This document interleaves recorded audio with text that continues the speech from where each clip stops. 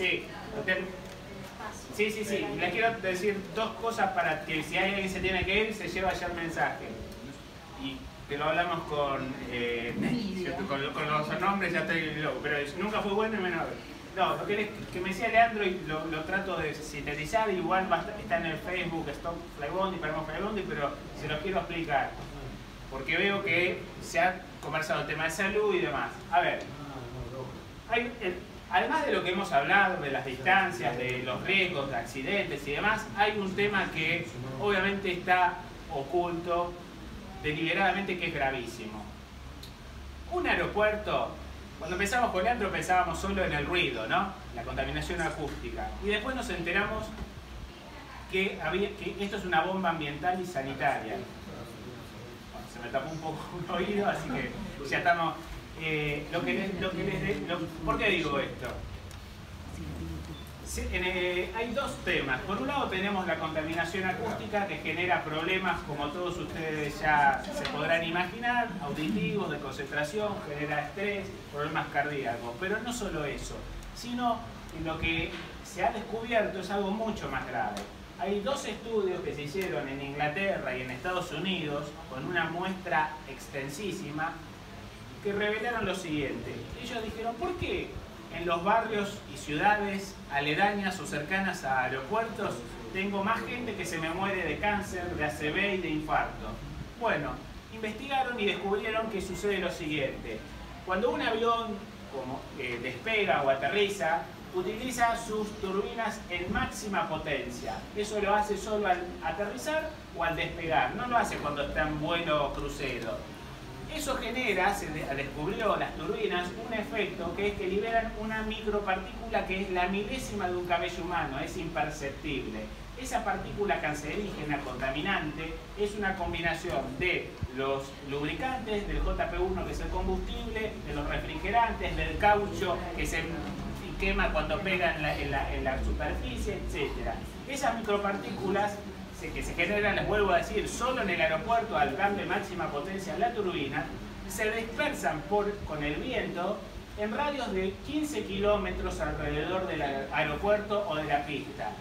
Eso nos lo tragamos respirándolo porque es imperceptible y no te morís de acá a 6 meses encima. Cuando se descubre esto ya se cobró miles de vidas, se dan cuenta, porque es un trabajo que hay que detectar la muestra a lo largo de muchos años. Y eso entra por las vías respiratorias, al torrente sanguíneo y se va al cerebro y al corazón. Y genera, esto se lo vuelvo a decir, está acreditado por un conjunto de universidades de Carolina del Sur y demás, y también de Inglaterra, de la mejor jerarquía posible, y genera cáncer, ACV e infartos.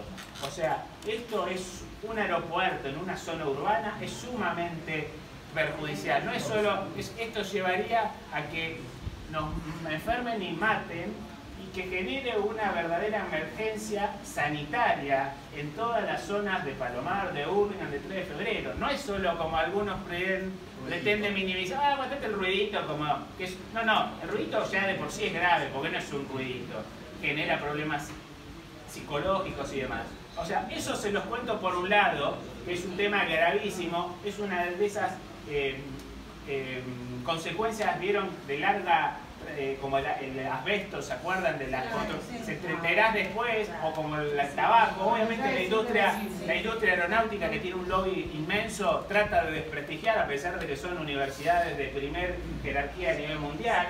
Esto se descubrió en el 2014, se divulgó, y es un estudio de más de 10 años hecho. O sea, no es una opinión mía o de algún loquito antisistema, como por ahí algunos pretenda, vieron, un hippie que está en contra. No. Es la crema, por así decirlo, de la Academia Mundial, que no puede ser sospechada de anti-empresa. Bueno, probó esto.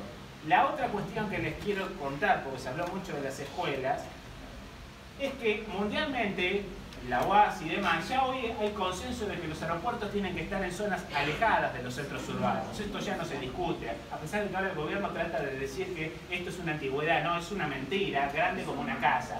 Les voy a dar un dato. Ministro Pistarini, en el gobierno de Perón, hizo un verdadero aeropuerto en Ezeiza, ¿Cuánto hizo? 3 millones de...